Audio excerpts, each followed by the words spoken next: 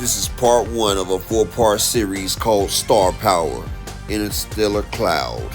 At the age of 16, one day his father walked in and said, "Get up, let's go." EROLL SPENCE Jr. didn't know what his father had in mind, but he took him to an all-Mexican gym called the Vivero, where he was the only black fighter. They was rough on him in sparring and giving him a hard time, but he made his mark. Then he started working with the illustrious Derrick James. He has strength, he has power, he has speed. He's got the possibility of changing boxing. He had an illustrious amateur career with the record of 135-12. In 2009, at the U.S. National Golden Gloves, he came with a gold record. He won 3 consecutive national amateur welterweight championships. In 2009, he got the gold at Salt Lake City. 2010, Little Rock, he got the silver. 2009 in Denver, the national championship, he got a gold. Colorado Springs, 2010, gold. Colorado Springs, 2011, gold. Also in San Antonio at the USPLE championship, he got a gold medal as well. In 2011, in the quarterfinals, he lost to Serek Sapayev, the 2-time golden champion from Kazakhstan. This was his last amateur fight before he went into the Olympic trials in 2012. A fan of boxing, me and my dad, I grew up watching Lennox Lewis because he's of Jamaican descent and my dad's Jamaican too. So we used to always go and watch him and go support him. EROLL SPENCE is ready for the Olympics, but the question is, will the Olympics be ready for EROLL SPENCE? We only have to sit back and see. He's almost like the perfect boxer. Boxing needs a new face, and I think that EROLL SPENCE is that face. With his family watching and the state of Texas on his back, Earl puts himself through the grueling training and does what needs to be done. I'm a very aggressive boxer. If I see have my opponent hurt, I would take risks and go in there and try to get him out of there and knock him out. I'm a person that hate to lose in anything. So that's my motivation right there. I'm a very smart thinker. I think a lot too.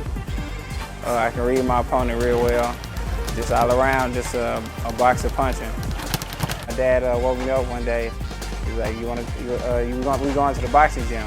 I didn't like it at first. I used to get beat up a lot. He wouldn't let me quit. He said, if you quit in this, when it gets hard, then you're quitting anything in life.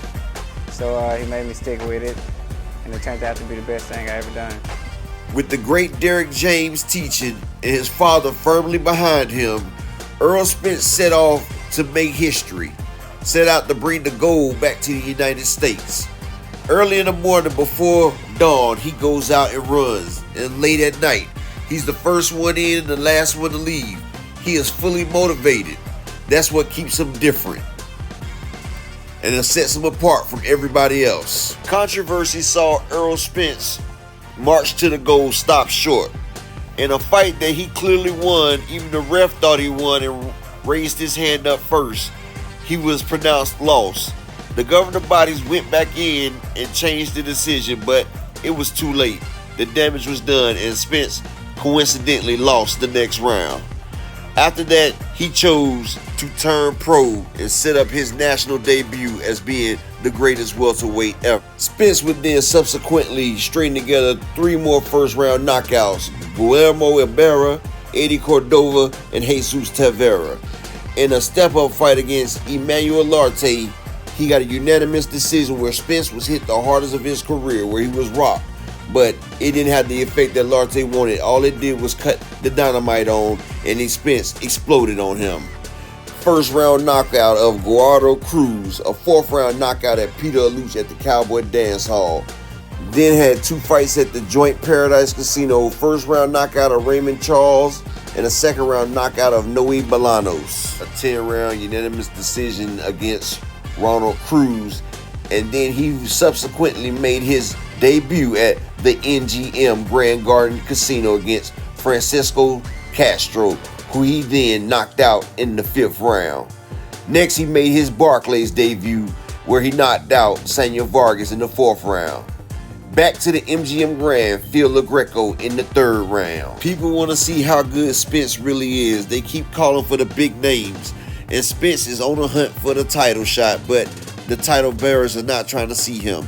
So he has a step-up fight at the Ricoh Coliseum in Toronto, Ontario, Canada, against Chris Van Heerden. A beautiful fight in which he hurt Van Heerden numerous of occasions. The South African fighter tried to make it a dirty fight, plenty of mugging in the Coliseum in Toronto. He then drops his hands and rolls his shoulders like he was doing the Harlem Shake when Spence pounded him to the body. Instead of clowning around, he looked more like a piñata when he was getting pounded out into the 8th round. Stoppage, which saved Van Heerden from taking more punishment because it was a lose-lose situation. Then Spence was too powerful. Next, they chose to put Spence in there with former welterweight world champion Chris Algieri at the Barclays Center. EROLL Spence was 20-0 with 17 knockouts and did what Manny Pacquiao and Rosalind Provetnikov could not. Spence stopped Chris Algieri's 21-3 with a punishing and professional demolition job to earn a 5th round TKO victory. Spence floored Algieri 3 times in the fight, and the boxing world exploded with praise for the former Olympian with his fight. It now seems that Spence is now at the top of the steps, and he's looking to make the name for himself. Now, he's searching for the champions, looking for his mark on greatness. His greatness was being noticed. The great Floyd Mayweather took an interest in Spence and used him to prepare for an upcoming title match. He was able to see the young champion's true potential and marked on his journey together. You know, at first I came in, kind of caught me off guard. I said, okay, I see. When I got in the ring with Floyd and I was going tick for tack with him, and you know, we was going 8, 10 rounds, and I just knew, I was like, man, if I can do this with Floyd, I can do this with anybody. Want to step up and fight him for one of my belts? They can do that. If not, he's going to fight another opponent. But I'm gonna make sure he's gonna fight for that title. If Floyd destroyed guys in sparring and destroyed ex-world champions in sparring, and I'm doing this great with him, you know, my ceiling is high. I can be just as great as Floyd Mayweather.